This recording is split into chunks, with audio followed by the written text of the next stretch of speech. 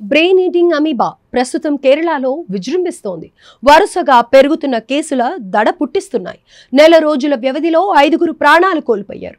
దీంతో అక్కడి ప్రజలు తీవ్ర భయాందోళనకు గురవుతున్నారు. అసలు బ్రెయిన్ ఈటింగ్ అమీబా అంటే ఏంటి, ఈ అరుదైన మెదడు ఇన్ఫెక్షన్ కు కారణం ఏంటి అనే పూర్తి వివరాలు ఈ వీడియోలో తెలుసుకుందాం.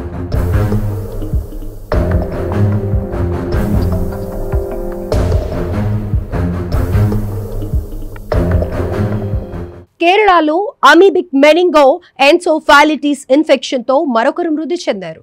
మృతురాలు మలపురం జిల్లా వండూర్కు చెందిన 56 ఏళ్ల మహిళ. కోజికోడ్ మెడికల్ కాలేజీ ఆసుపత్రిలో చికిత్స పొందుతూ మరణించగా, సరిగ్గా 2 రోజుల క్రితం సుల్తాన్ బతేరీకి చెందిన రతీఫ్ అనే వ్యక్తి కూడా ఈ వ్యాధితో ప్రాణాలు కోల్పోయాడు. ఆగస్టులో 3 చనిపోగా తాజా మరణాలతో కలిపి కేవలం నెల రోజుల వ్యవధిలో మృతుల సంఖ్య 5కు చేరుకుంది. ప్రస్తుతం 11 మంది ఈ వ్యాధితో కోజికోడ్ జిల్లాలోని MCHలో చికిత్స పొందుతున్నారు. వారిలో ఒకరి పరిస్థితి విషమంగా ఉందని సమాచారం. మెదడును తినేసే నెగ్లీరియా ఫలేరి అనే అమీబా కారణంగా ప్రైమరీ అమీబిక్ మెనింగో ఎన్సోఫాలిటిస్ అనే వ్యాధి సోకి ప్రాణాలు కోల్పోయారని వైద్యులు గుర్తించారు.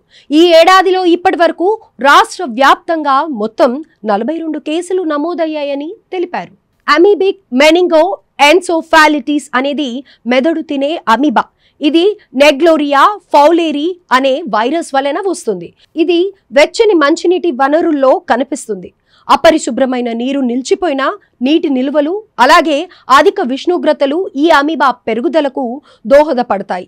సరస్సులు, కొలనుల్లో స్వేచ్ఛగా జీవించే ఈ అమీబా ముక్కు ద్వారా మానవ శరీరంలోకి ప్రవేశిస్తుంది.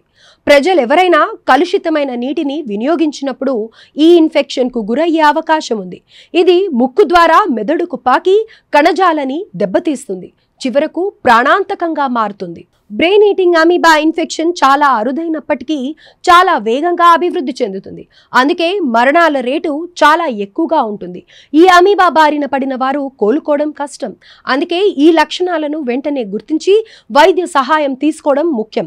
ఈ విధంగా చేయడం వలన ప్రాణాంతక ముప్పు నుంచి బయటపడే అవకాశం ఉంటుంది. మెదడును తినే అమీబా ఇన్ఫెక్షన్ సోకితే లక్షణాలు 9 రోజుల్లో బయటపడతాయి.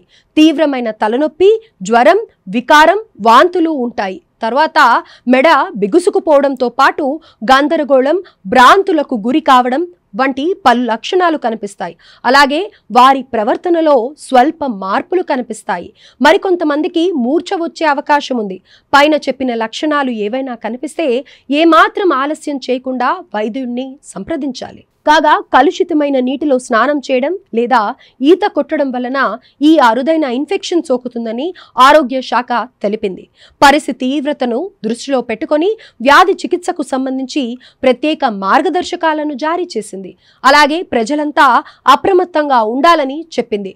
ముఖ్యంగా కలుషిత నీటి వనరులకు దూరంగా ఉండాలని, తగిన జాగ్రత్తలు తీసుకోవాలని సూచించింది. ఈ క్రమంలోనే వెచ్చని మంచినీటితో స్నానం చేసేటప్పుడు ముక్కు ద్వారా నీరు ప్రవేశించే ప్రమాదం ఉన్నప్పుడు జాగ్రత్తగా ఉండాలి. ముక్కును శుభ్రమైన నీటితో కడగాలి. దాంతో పాటుగా పంపు నీటిని ముక్కు ద్వారా పీల్చుకోకుండా అప్రమత్తంగా ఉండటం వలన ఈ అరుదైన ఇన్ఫెక్షన్ బారిన పడే ప్రమాదం నుంచి బయటపడొచ్చు.